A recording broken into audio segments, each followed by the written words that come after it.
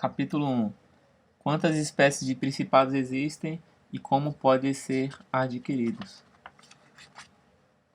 Todos os estados e governos que têm ou tiveram poder sobre os homens já foram e são repúblicas ou principados.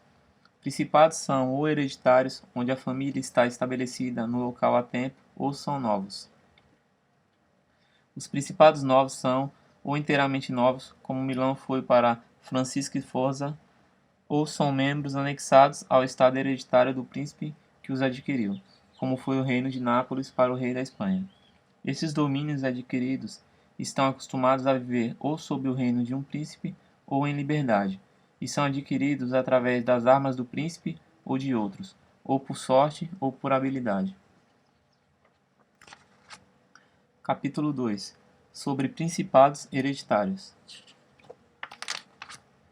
Deixarei de fora todas as discussões sobre repúblicas, já que escrevi longamente sobre elas em outro momento, e falarei apenas sobre os principados. Ao fazer isso, manterei a ordem indicada antes e discutirei como esses principados deveriam ser governados e mantidos. Eu digo de imediato que existe menos dificuldades em manter estados hereditários e aqueles acostumados há tempo com a família do seu príncipe do que estados novos, pois é suficiente apenas não transgredir os costumes dos seus antecessores e lidar de forma prudente com as situações à medida que elas acontecem, para um príncipe de poderes medianos se manter no seu estado, a menos que ele seja impedido disso por uma força extraordinária e excessiva, e, caso seja impedido, quando qualquer coisa sinistra ocorrer com o usurpador, ele reconquistará o poder.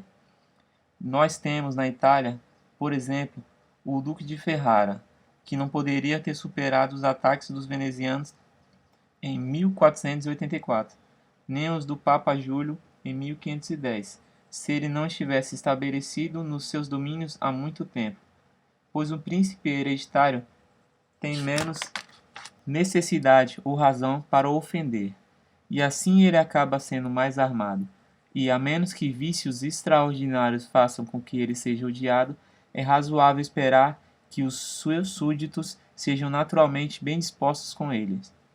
E, com o passar do tempo e a duração do seu governo, as memórias e as motivações para a mudança são perdidas, pois uma mudança sempre deixa aberto o caminho para outra mudança. Capítulo 3. Sobre principados mistos. Mas as dificuldades ocorrem em principados novos. Em primeiro lugar, se o principado não é inteiramente novo, mas é membro de um estado que, se considerarmos a totalidade, pode ser chamado de composto.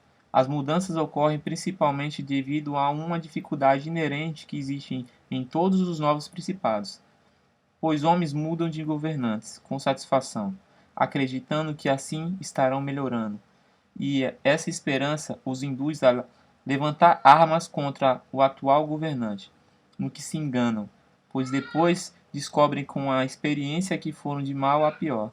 Isso é seguido por outra necessidade natural e comum, que sempre faz com que o novo príncipe precise utilizar os seus soldados e outras infinitas injúrias sobre a sua recente conquista. Desta forma, você tem inimigos em todos aqueles que feriu ao adquirir aquele principado, e você não pode manter os inimigos que o ajudaram, pois não conseguirá satisfazê-los da forma que esperam e não poderá usar medidas drásticas contra eles, pois se sente ligado a eles. Pois, mesmo sendo forte nas forças armadas, ao entrar em uma província, você sempre precisa contar com a boa vontade dos nativos. Foi por essas razões que Luís XII da França ocupou Milão rapidamente e, da mesma forma, rapidamente a perdeu. E, para tirá-lo da primeira vez, só foram necessárias as forças de Ludovico, pois aqueles que haviam aberto os portões para ele, ao verem que as suas esperanças por um futuro melhor não se concretizaram, não suportaram ser maltratados pelo novo príncipe.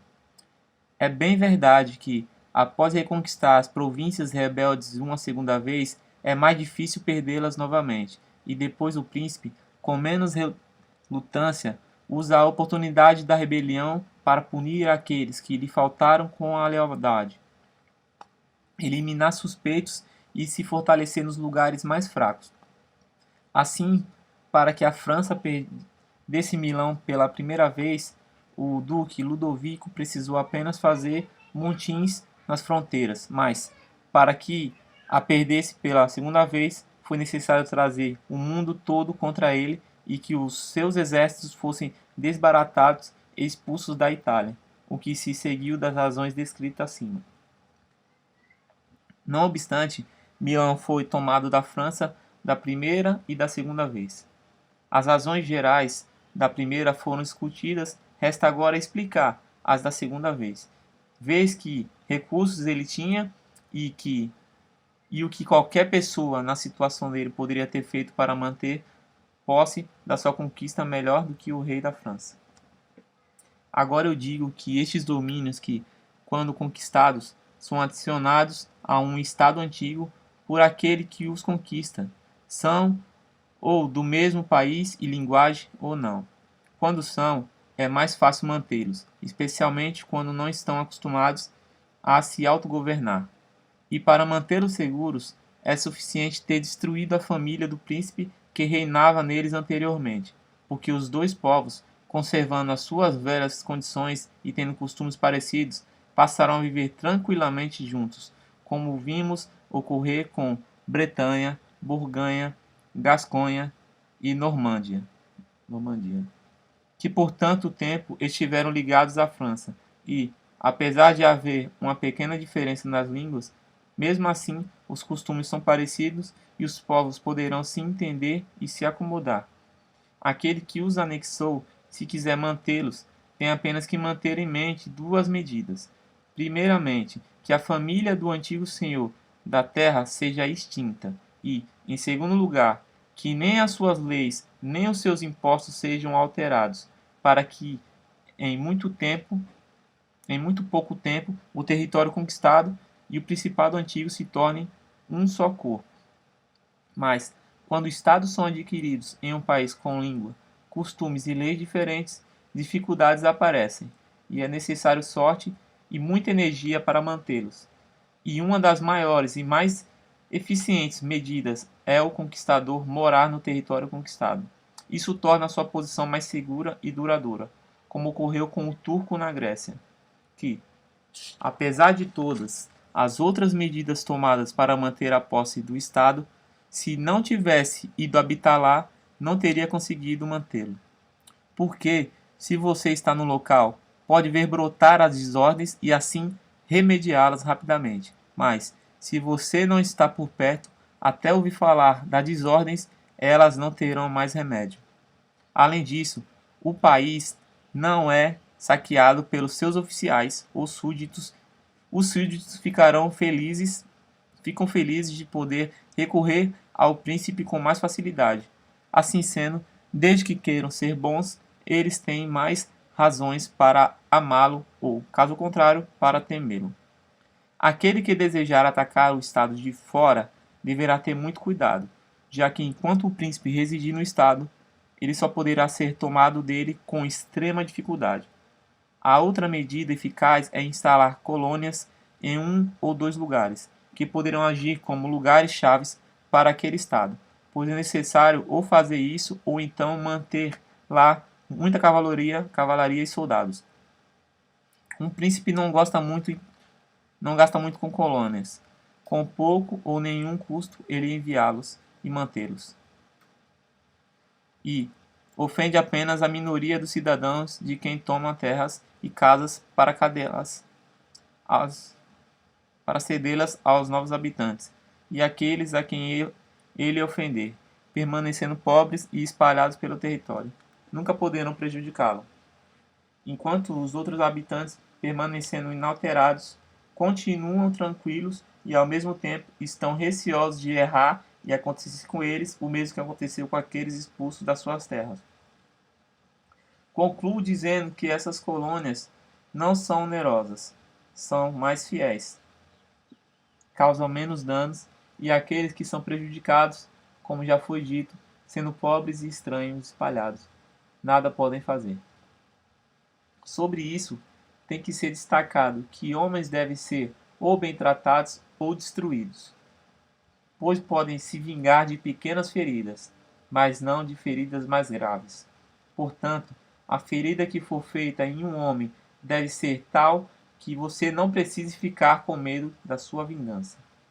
Mas, ao manter em colônia homens armados, gasta-se muito mais, tendo que gastar com as forças militares todo o dinheiro arrecadado naquele estado, fazendo com que a aquisição se torne um prejuízo, e muitas pessoas são prejudicadas, pois todo o estado sofre com as constantes mudanças de alojamento do exército. Todos se tornam hostis e se tornam inimigos, pois, mesmo perdendo a batalha, continuam capazes de ferir. Por todas essas razões, portanto, tais guardas são inúteis quanto uma colônia pode ser útil. Novamente, o príncipe que tiver a posse de um país com as diferenças citadas acima deverá se tornar o chefe e defensor dos seus vizinhos poderosos e enfraquecer aqueles que são os mais poderosos dentre eles, cuidando para que nenhum estrangeiro tão poderoso quanto ele apareça sem querer por lá. Pois, como já vimos, sempre acontecerá de um desses ser chamado por aqueles que estão infelizes, ou por ambição excessiva, ou por medo. Os romanos foram levados à Grécia através dos etólios, e, em todos os outros países onde conseguiram colocar os pés, eles eram trazidos pelos habitantes. E o que normalmente acontece é que, assim que um estrangeiro poderoso entra em um país, todos os estados são atraídos para ele, movidos pelo ódio que sente contra o atual governo. Então, no que diz respeito a esses estados, não é necessário muito trabalho para obter seu apoio, pois logo todos eles voluntariamente se unem a quem conquistou a terra. Ele precisa apenas ter o cuidado de não permitir que adquiram muito poder e muita autoridade, e então, com suas forças e a boa vontade do povo, pode abater aqueles que ainda estão fortes, para se tornar senhor absoluto daquela província. E aquele que não fizer isso satisfatoriamente, logo perderá a sua conquista e, enquanto puder conservá-la, terá infinitos aborrecimentos e dificuldades. Os romanos, nos países que anexaram, observaram de perto essas medidas, fundaram colônias e mantiveram relações amigáveis com os menos poderosos, sem aumentar a sua força. Eles abateram os mais fortes e não permitiram que nenhum poder estrangeiro forte ganhasse autoridade. A Grécia é um bom exemplo. Os aqueus e os etólios tornaram-se amigos dos romanos. O reino da Macedônia foi abatido.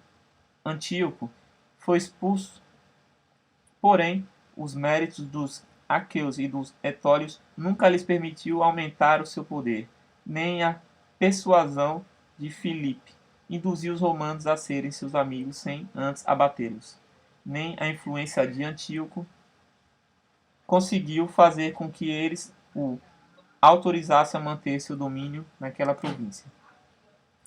Os romanos fizeram nesse caso o que todos os príncipes prudentes devem fazer. Notaram não apenas os problemas correntes, mas também os problemas futuros, pelos quais deviam se preparar com toda a sua energia, pois, quando previstos a tempo, são facilmente remediados, mas, se você esperar até que eles evoluam, não poderão mais ser curados, pois o mal já se tornou incurável. Acontece aqui como os médicos dizem acontecer com a tuberculose. No princípio, o mal é fácil de curar, mas de difícil diagnóstico. Mas ao longo do tempo, sem ser diagnosticado ou curado, ele se torna fácil de diagnosticar, mas difícil de curar. Assim ocorre nos assuntos do Estado, pois, quando os males que os atingem são previstos, o que só acontece se o encarregado é um homem sábio. Podem ser rapidamente revistos, mas, quando, por não serem previstos, conseguem vê-los, não há mais solução. Por isso, os romanos, prevendo problemas, sempre lidavam com eles imediatamente, e até para evitar a guerra não deixavam que ocorressem, pois sabiam que a guerra não pode ser evitada, mas somente adiada para a vantagem dos outros. Por essa razão, queriam lutar contra Filipe e Antíoco, na Grécia, para que não tivesse que lutar contra eles na Itália. Ambos podiam ter evitado as duas batalhas, mas não queriam fazer isso. Nem em momento algum lhes agradou aquilo que os sábios de nosso tempo estão sempre falando. Vamos gozar as coisas boas do momento, mas aquilo que resulta do nosso próprio valor e da nossa prudência, pois o tempo lança à frente todas as coisas e pode transformar o bem em mal e o mal em bem. Mas voltemos à França e examinemos se ela fez alguma das coisas mencionadas. Olhando a conduta de Luís VII e não de Carlos VIII, pois, Luís XII e Carlos VII, pois a conduta dele é mais fácil de ser observada, já que manteve o domínio da Itália por mais tempo. Você verá que ele fez o contrário do que se deve fazer para conservar um Estado com elementos tão diferentes. O rei Luís foi conduzido à Itália devido à ambição dos venezianos, que desejava obter metade do estado da Lombardia através da intervenção dele. Eu não vou criticar as medidas tomadas pelo rei, pois, querendo manter um pé na Itália e sem ter nenhum amigo lá, pelo contrário, vendo que todas as portas se fechavam para ele devido à conduta de Carlos, foi obrigado a aceitar as amizades daqueles que estavam abertos a ele.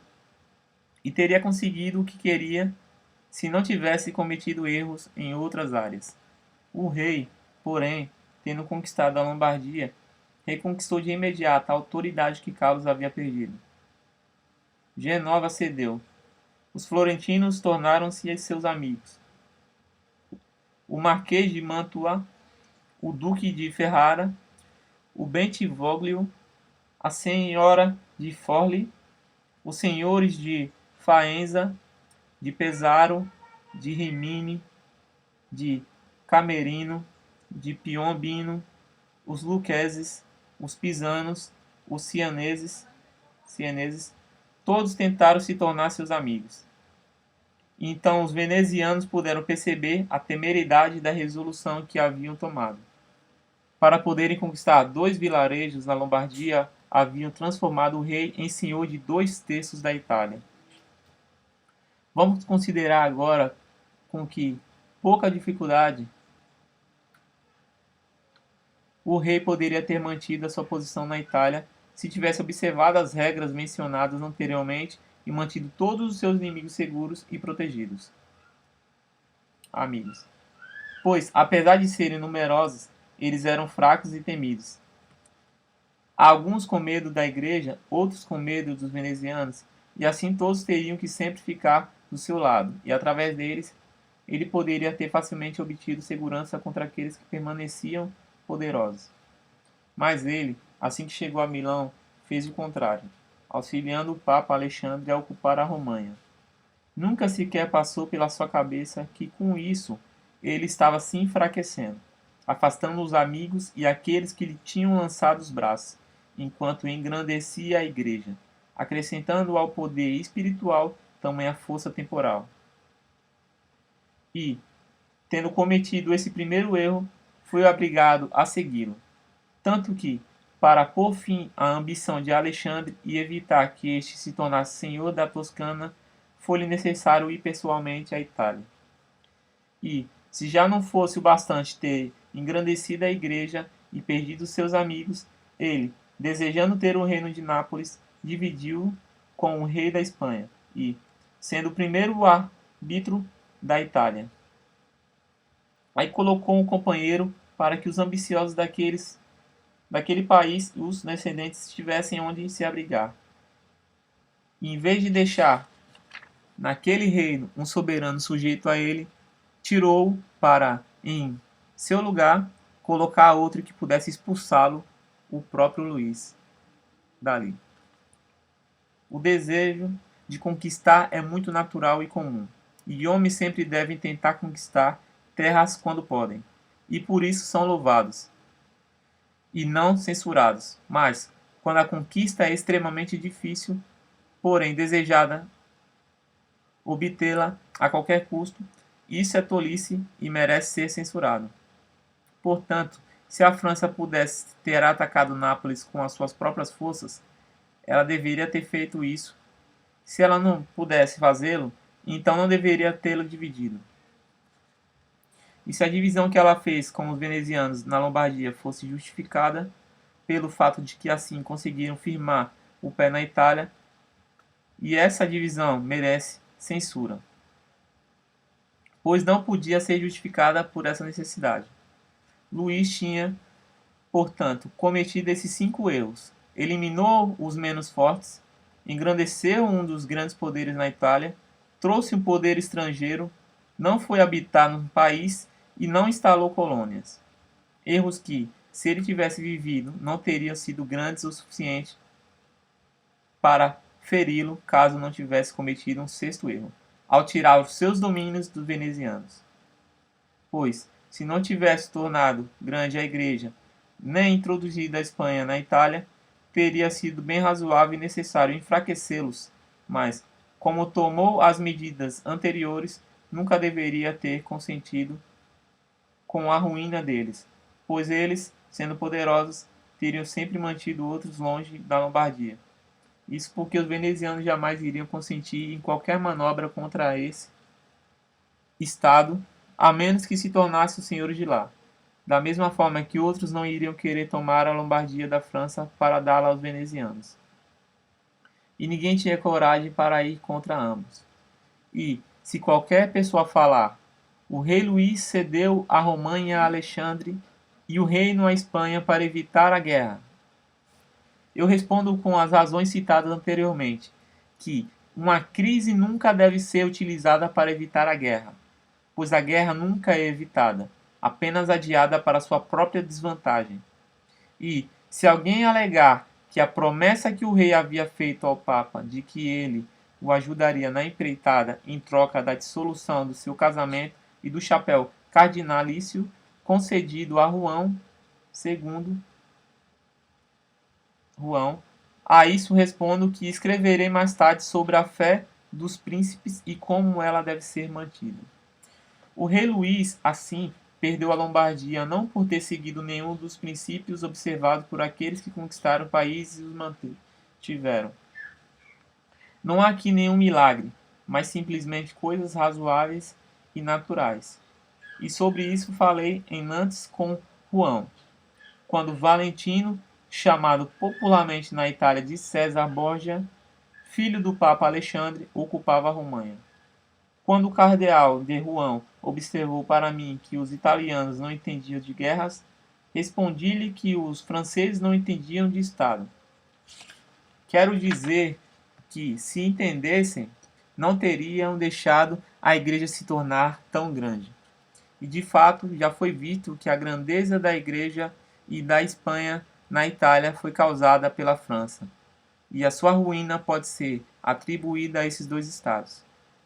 Disso pode-se extrair a regra geral que nunca ou raramente falha: aquele que é a causa do poderio de alguém se arruína, pois tal poder foi alcançado ou através da astúcia ou da força, e ambas são suspeitas para aquele que se tornou poderoso.